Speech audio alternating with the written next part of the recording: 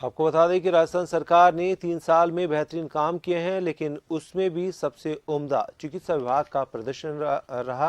मुख्यमंत्री अशोक गहलोत ने सरकार की पहली वर्षगांठ पर निरोगी राजस्थान ड्रीम योजना को लॉन्च किया।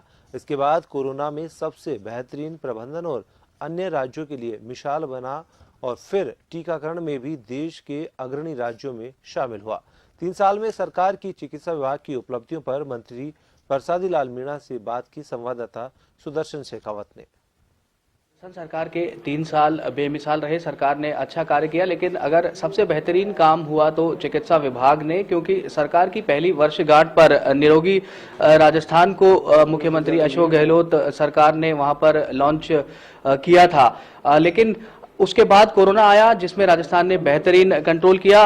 किस तरह से चिकित्सा विभाग का 3 साल का कार्यकाल रहा, क्योंकि प्रसादी लाल मीणा पहले दूसरे विभाग के मंत्री थे, अभी विभाग मिला है, लेकिन बावजूद इसके अगर चिकित्सा की बात करें, क्योंकि निरोगी राजस्थान शुरुआत से ही सरकार का ड्रीम प्रोजेक्ट रहा, पहली वर्षगांठ पर उसको लॉन्च किया। कोरोना में बात करें तो राजस्थान के जितने भी यहाँ पर राजस्थान के मॉडल है उनको अन्य राज्य भी फॉलो करते हैं। सरकार के जो 3 साल है निरोगी राजस्थान को बनाने के लिए मुख्यमंत्री जी ने पिछले अपने कार्यकाल से फ्री दवाइयों की शुरुआत की थी।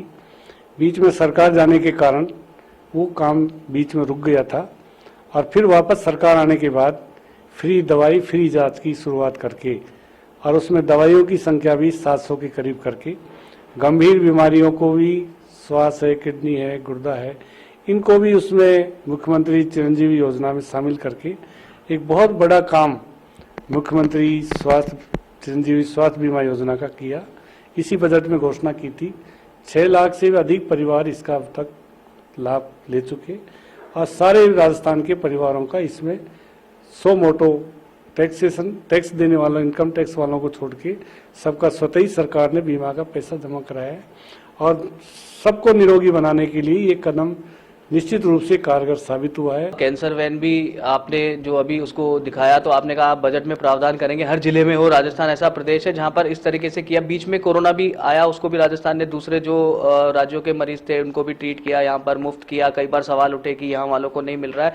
बहरहाल इस बीच ओमिक्रॉन और तीसरी लहर, देखो तीसरी लहर की ओमिक्रॉन का अभी राजस्थान में कोई असर नहीं है।